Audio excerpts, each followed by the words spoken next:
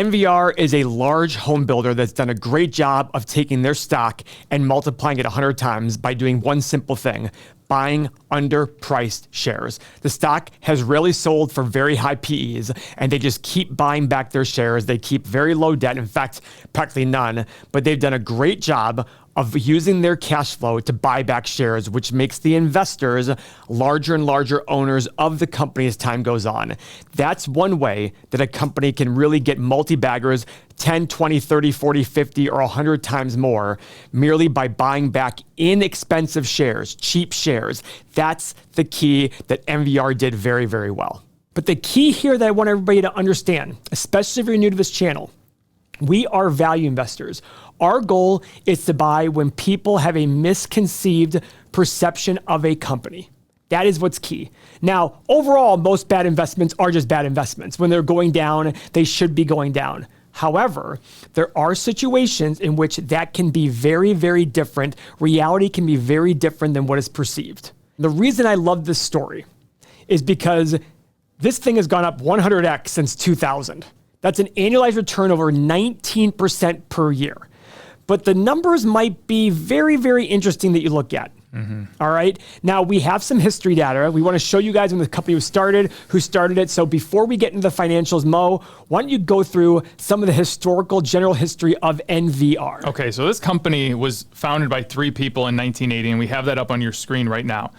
They went bankrupt. I didn't know that. And they had to re-IPO, which is incredible because you look at a company like this and you say, oh, I'm sure it was smooth sailing forever. 1989 to 1990. This is before bankruptcy. $225 down to $5.63. Then they had to go re-IPO. 2005 to 2009, a 66% drop.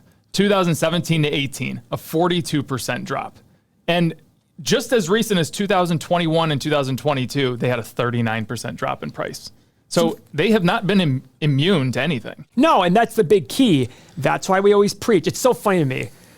You know, what's going on with AI right now? And people are like, oh my God, Paul, you totally don't get it, like NVIDIA. And I'm like, okay, great. But just like things can be temporarily down, things can be temporarily up. Exactly.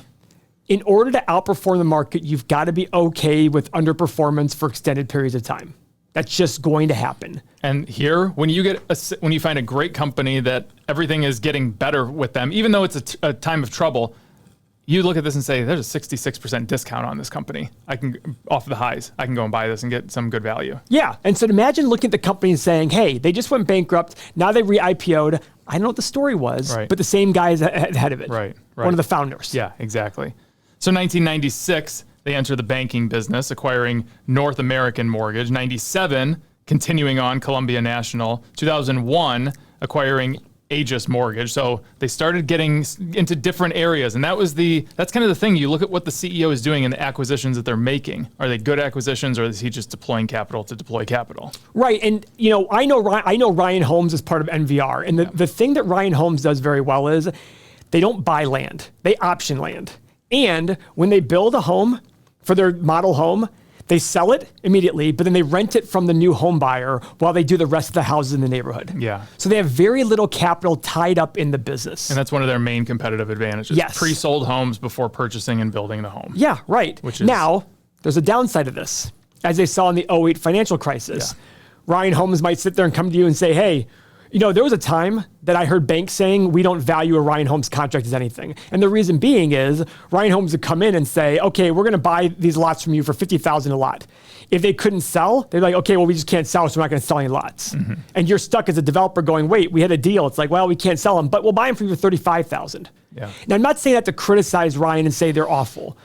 I've heard over the years they've started to put more money to certain developers that they trust and like. They will give them money up front to help them with development costs. That's their way of showing a commitment to the deal, which I like a lot. So let's go to NVR stock. NVR, look at their income statement here on our software. Okay. Last year they did in the last 12 months, they did $10.34 billion in revenue. In 2000, when they started their run up to 100x, they did $2.03 billion. So they basically went up 5 times since 2000, but the stock is up 100 times. Okay. In 2000, their profit was $113 million. The last 12 months, they did $1.64 billion. So their profit is up.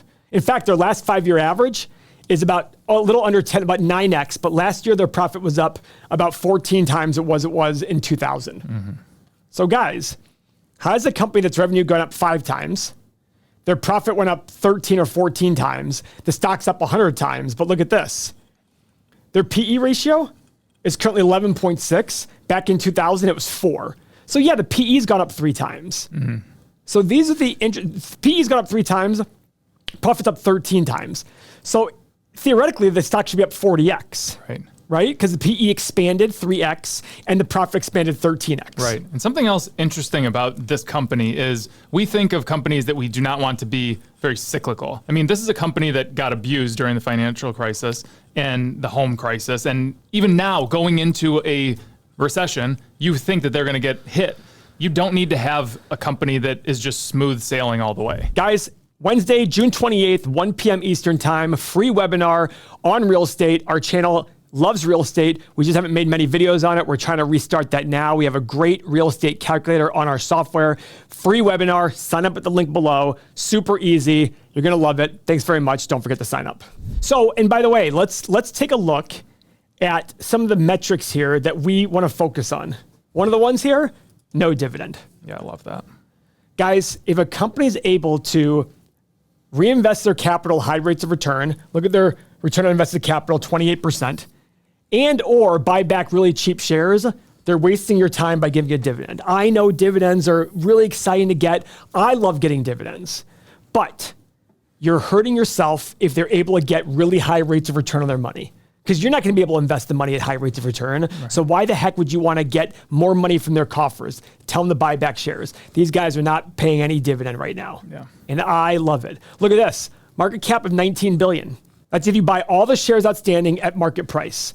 Enterprise value, 18.6. This means if you bought all the shares plus the debt less the cash, there's basically essentially no debt on the company. Right. It's actually net cash. So how did the company that went from 113 million in profit to 1.6 billion, from revenue of 2 billion to 10 billion, how did the stock go up 100x? Mo, give it away. Share repurchases. Share repurchases. This is how you reward investors. And we always talk about how we don't like companies diluting. And a great example at this moment in time is NVIDIA. They have been diluting the heck out of people, which we don't blame them for. Because their stock is insanely overpriced, Exactly. 40x revenue. But that's not how you reward shareholders. Buying back shares in and of itself is a bad idea just to boost EPS. Because when they're buying back their own shares, they're still investing in something. They're just investing in themselves. It's no different than investing in another company at a very high multiple. Now, the hard part is not many companies do this well. Because most companies are run by CEOs who think their number one job is marketing and sales and all that stuff. And acquisitions, yeah. Yes. But the number one job of a CEO is capital allocation. How are they taking the money that comes to the business and do what's best for the shareholders? And that's what I want everybody understanding here when we talk about these great companies. One of the big attributes of a great company is great capital allocation, buying back cheap shares. And that's what MVR has done very, very well. So even though the company's revenue is only up 5 times and the profit's up 13, the share price is up 100x. And it's still only selling for 11 PE. That's the amazing part. Yeah. And if this company continues to grow and they keep buying back shares that are cheap, it's going to keep driving up that per share price. Yeah. So guys, let's look at their shares outstanding. In 1994, let's go to 2000. That's when we're comparing it to. They had 9.5 million shares outstanding. Today, and this is all on our software on the income statement. You can get it right here to the bottom. They have 3.24 million shares outstanding. They've bought back essentially 2/3 of their shares. So now they're sharing the profit amongst a lot less shareholders.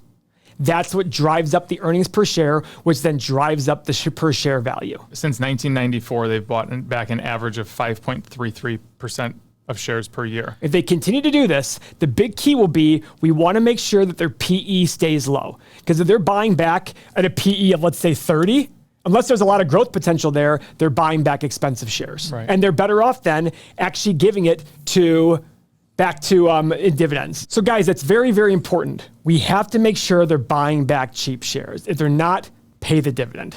That's a better way to be, because if you're buying back a 30 PE, for example, without a lot of growth potential, you're basically buying back a 3% yield. You're better off giving the dividend out, let somebody pay the tax on the dividend, and go invest it at higher rates of return somewhere else. Yeah. That's the big key here. Don't fall for everybody else's BS when they say buying back shares is awesome. No, it's not always awesome. In fact, it's really, really done the right way. Right. The one thing, talking about CEOs, I've said this in a prior video, I really respect how Tim Cook is doing it. He understood that he didn't understand capital allocation, and he went and consulted with Warren Buffett. Yeah. Now, he has that opportunity, of course, but he realized his weaknesses. Don't just go acquire everything in sight. Figure out how to reward your shareholders. Because with a company Especially like Apple, the amount of cash they have. oh yeah, they're just bringing in so much cash, 100 billion, 80 billion, whatever it is. At some point, Apple's going to say, wait a second, Yeah. where's our growth potential? We got to figure out something to do. And hopefully Apple sells for a lot cheaper price and they buy back a ton more shares. So this for NVR is a big reason why we talk about this company. We sit here and say, okay, what is the right thing to do with cash and how does it reward investors? And if you're willing to be patient and look at these companies that do this the right way, you're going to make a lot of money. Yes. But it's hard to find these companies. It's really hard to find companies that are really good capital allocators. It is. It's very, very, especially the more notoriety, the more companies that are more, famous, the CEOs that are more public figure. Go ahead, Mo. I mean, you would look at this company, and honestly, people have heard of Ryan Holmes, but who's heard of NVR? Correct. That's kind of the... Correct. And they have other ones too. Yeah, they do. What are their other brands? Let's see. So they have Ryan Homes, NV Homes, Heartland Homes. Those are just three that we have written down here that they made acquisitions of between 1987 and 2013. So guys, if this spoke to you, if you really liked what we're saying here, I'm not expecting you to understand this day one. It's really difficult to immediately. But if you repeat it, I want you to do me a favor. Subscribe to our channel and watch out for the series. Make sure you come back to check out our series, check out our webinars, because we're really big here on teaching the right process. We don't want to just hand you fish. We want to teach you how to fish. That's what's most important to us. Thank you very much for your time.